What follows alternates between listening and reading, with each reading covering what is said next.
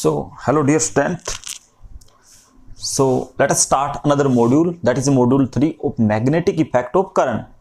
Actually, in the previous topic we were discussing about magnetic field on the center of a current carrying circular coil, but in this topic we will discuss about magnetic field on the axis of a current carrying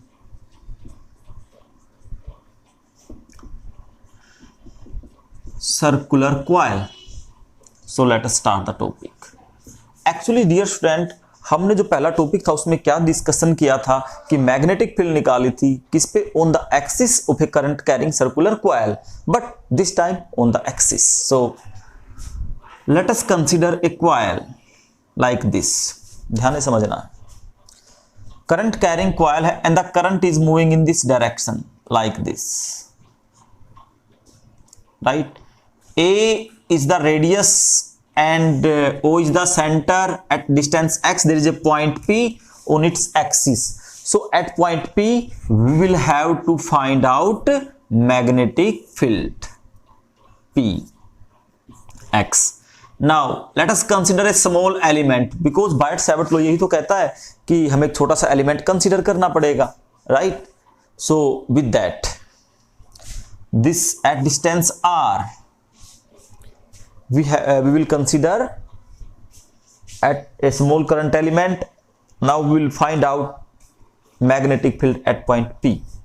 So first thing is that Biot Savart law क्या कहता है, dB is equal to mu naught by 4 pi I dl sin theta by r square. So student, main thing यहाँ पे क्या है, what is theta?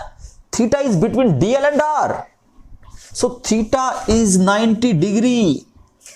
Now sir यहाँ पे 90 कैसे होता, how is it possible? So exact में बेटा ध्यान रखना, इसमें 90 डिग्री का ही एंगल होता है, ठीक है. So मैं दिखाता हूँ, अगर बाय द वे मेरे पास कुछ ऐसा इंस्ट्रूमेंट या डिवाइस, एक 1 minute. Magnetic field on the axis current का, actually right, this is a current carrying circular coil and from this point small current element, dear student, complete line 180 degree and this is axis mid 90. So ये वाला angle will be 90 degree. So angle will be 90 degree and then dB is equal to mu naught by 4 pi I dl upon r square, because sign 90 is 1. आपको पता है sign 90 की value क्या होती है, 1. But main thing r is equal to root A square plus X square, root A square plus X square, you know very well. Now what is the direction of magnetic field, कैसे निकालेंगे. ये front वाला part है ना, and this part is backward. Front वाले part में current downward आ रहा है. So dear student like this, ये फ्रंट वाला पार्ट है, करंट डाउनवर्ड नीचे की तरफ. सो अब मुझे ये अपना थंब करंट के डायरेक्शन में, right hand thumb rule we have discussed about, right, finger close ऊपर की तरफ, और इस आर पे परपेंडिकुलर, आर पे परपेंडिकुलर होनी चाहिए, like this. So magnetic field will be, this is dB, should be perpendicular on this, right. So magnetic field will be perpendicular on this. Now suppose this angle is phi, this angle is phi. Now dB को 2 rectangular component में break करते, this one and this one.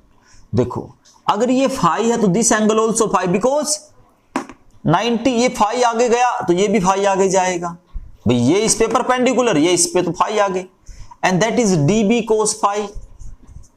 Axis पे कौन सा आया, dB sin phi, तो ये component लेना पड़ेगा ना. वैसे भी इसके एक ही तो एलिमेंट कंसीडर करते हैं. अगर हम यहाँ पे एलिमेंट देखो, इसके सामने वाला एलिमेंट कोस को कैंसिल करेगा, कोस वाला कंपोनेंट कभी भी इंक्लूड नहीं होता.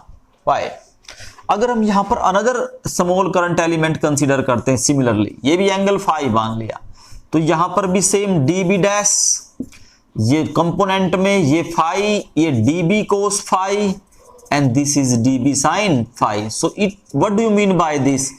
dB cos phi component cancel always. ये जो dB cos phi है वो कैंसिल हो जाएगा. So net magnetic field. So net magnetic field क्या बनेगी? That is dB sin phi.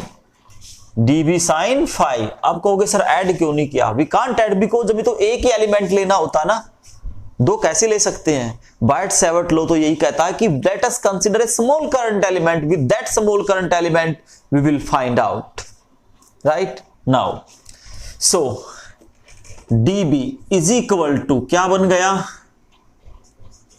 dB sin phi net magnetic field. ठीक है, इसको dB डैश मान लो, कुछ भी मान लो. इंटीग्रेटिंग dB b डैश बन गया. dB की वैल्यू पुट करो, mu note bye 4 pi I dl r square और ये साइन फाई. अब इंटीग्रेट, फिलहाल तो इंटीग्रेट नहीं कर सकते ना. Yes right, sorry. dB mu naught 4 pi I dl sine phi upon r square. Now that is equal to mu naught by 4 pi I sin upon r square. R square, what do you mean by r square? That is a square plus x square into sin phi. Sin phi क्या होता है?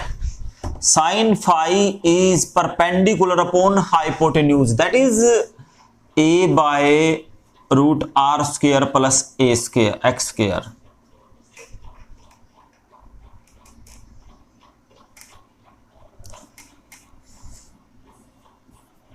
Plus x square. So sin phi a by root a square plus x square integrate dl. Now this is 1 power and this is 1 by 2 power. So net power will be, you can say, mu naught by 4 pi I a square plus x square power 3 by 2 and dl strength small complete, you can say 2 pi a because a is the radius.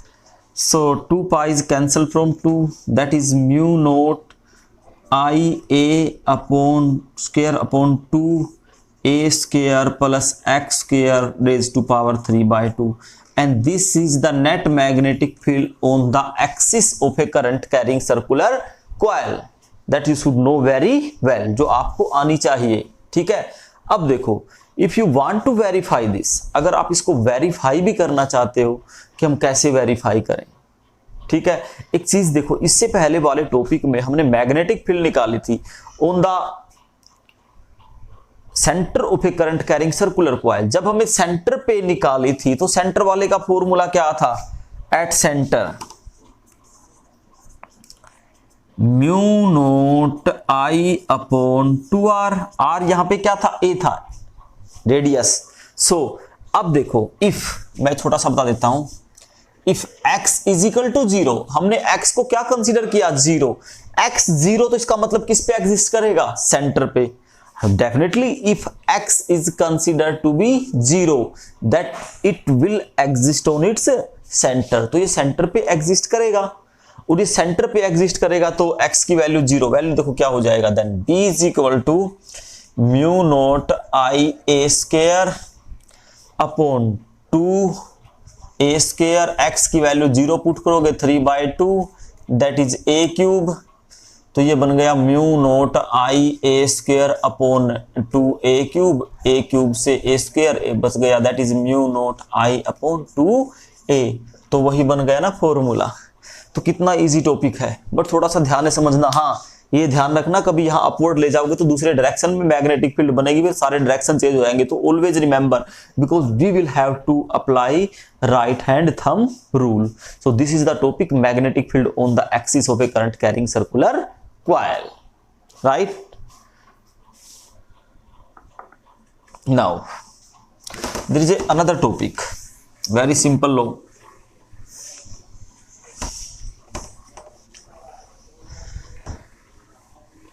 Ampere circuital law.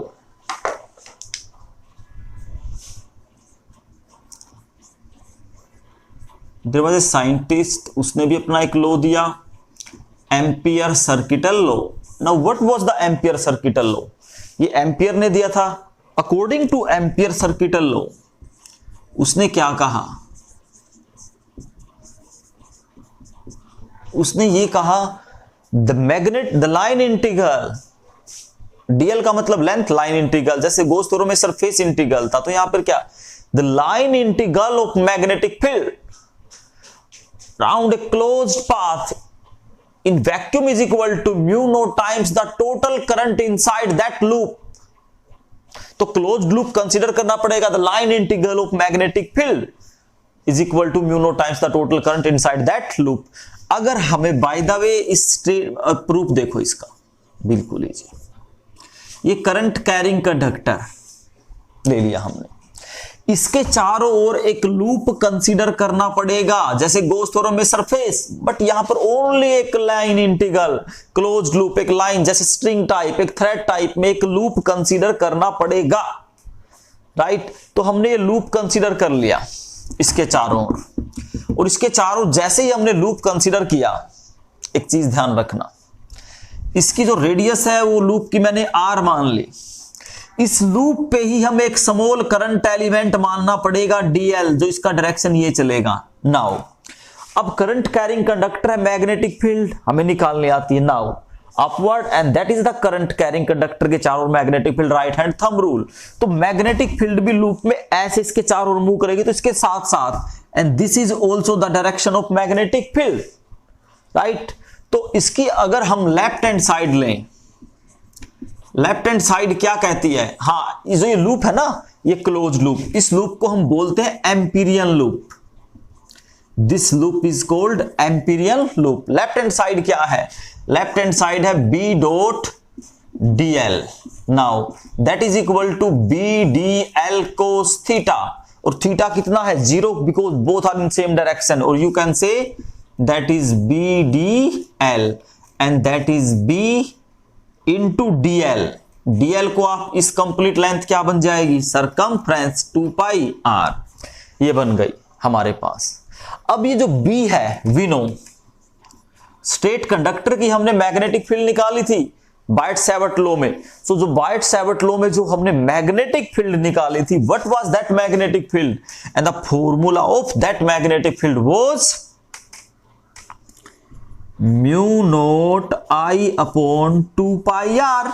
Definitely so यहां पे putting the value, so value put करने पर b into 2 pi R था, left hand side में b की value put करो, mu naught I upon 2 pi R, 2 pi R is cancelled from 2 pi R, so that is equal to mu naught I.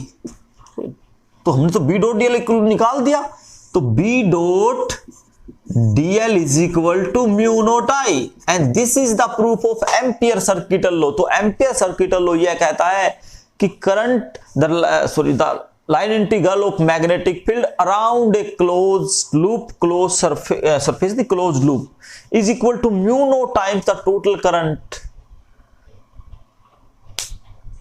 Right, inside the loop. तो loop के अंदर जो भी current है, तो ये एम्पियर सर्किटल लॉ है। एक क्लोज लूप कंसीडर करना पड़ेगा, जैसे गोस थ्योरम में तो डेफिनेटली हमने क्या किया था, गोस थ्योरम में हमने केवल उसके चारों ओर एक सारा का सारा सरफेस को कवर कर दिया था, बट यहां सरफेस ने जैसे एक है ना, इसके वायर, एक वायर बना दिया, एक स्ट्रिंग बना दी, उस स्ट्रिंग इसका एक लूप बोलते हैं, उस लूप को बोलते हैं हम closed loop. So according due to that closed loop we will find out that law, ठीक है। सो ये था Ampere circuital law, v dot DL is equal to mu naught I, right. तो इसकी प्रैक्टिस करनी थोड़ी सी, नेक्स्ट मॉड्यूल में मैं इसकी एप्लीकेशन कराऊंगा, ठीक है। So thank you, have a nice day.